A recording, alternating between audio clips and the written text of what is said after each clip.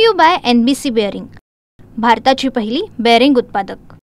खरं तर आपण पाहिलं की गेल्या 2 ते 3 दिवसांपासून सीना नदीला जो आहे तो महापूर आलेला आहे आणि या महापुराचा फटका आता या मोहोळ तालुक्यातील विविध गावांना जो आहे तो बसताना आपल्याला पाहायला मिळतं। आपण आता आहोत कोळे गावामध्ये आणि आपण जर परिस्थिती पाहिली तर संपूर्ण शेती जी आहे या गावातली ही पूर्णतः पाण्याखाली गेलेली आपल्याला पाहायला मिळते।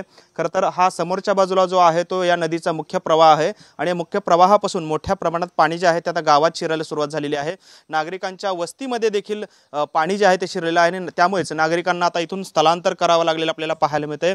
खरं तर आपण जर पाहिलं श्रुती तर ही पूर्ण शेती जी आहे जवळपास 15 ते 20 फूट हे पाणी जे आहे समोरच्या दिशेला आपल्याला पाहायला मिळते। अगदी संपूर्ण ऊस जो आहे तो देखील पाण्याखाली गेलेला आहे, इथली झाडी पाण्याखाली गेलेली आहे। त्याचबरोबर जर आपण या नदीच्या पलीकडच्या बाजूला पाहिलं तर या नदीच्या पलीकडे देखील एक गाव आहे आष्टे गाव आणि या आष्टे गावामध्ये जवळपास 17 ते 18 लोक जे आहेत ते देखील अडकून पडलेले आहेत। काल रात्रीपासून हे लोक त्या ठिकाणी अडकून पडलेले आहेत आणि या गावाला या आष्टे गावाला पूर्णतः सीना नदीने जो आहे तो वेढा मारायला आपल्याला पाहायला मिळतोय।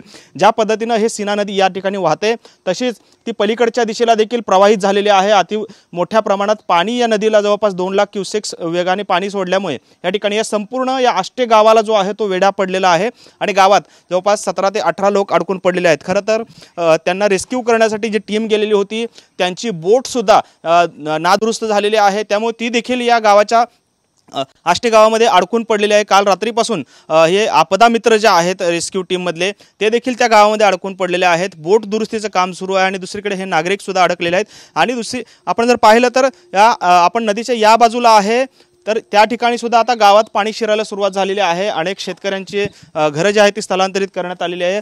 आपल्यासोबत काही शेतकरी आहेत। मामा काय परिस्थिती आहे? घरात तुमच्या पाणी पूर्ण शिरलेलं आपल्याला पाहायला मिळते, काय परिस्थिती आहे? पूर्ण घुसलंय, कार सगळंच गेलंय ना। हां, सगळे जे चारा फिरा मका फिका सगळे पूर्ण गेले आणि ही घरात होतं ते आम्ही जरा सामान नेऊन टाकले आणि ती सगळ्या घरांनी पाणी आता सध्या। जनावरांची काय परिस्थिती आहे? जनावर आम्ही पाण्यातून काढली बाहेर नेले ती। हां, पण मग हे परिस्थिती कधीपासून अशी झालेली आहे? कालच्या पासून आहे। हां, काल ते खाली होतं पाणी, काल 6 वाजल्यापासून ही परिस्थिती अशी झाली भरपूर।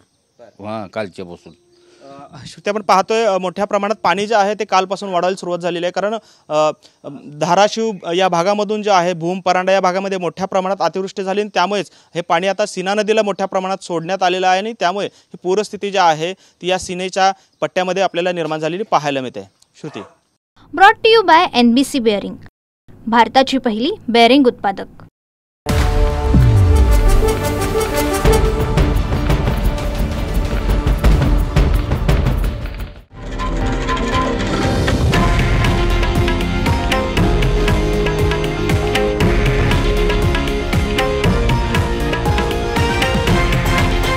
हे आहे देशातील नंबर 1 न्यूज नेटवर्क आणि आपण पाहत आहात TV9 मराठी, एकमेव।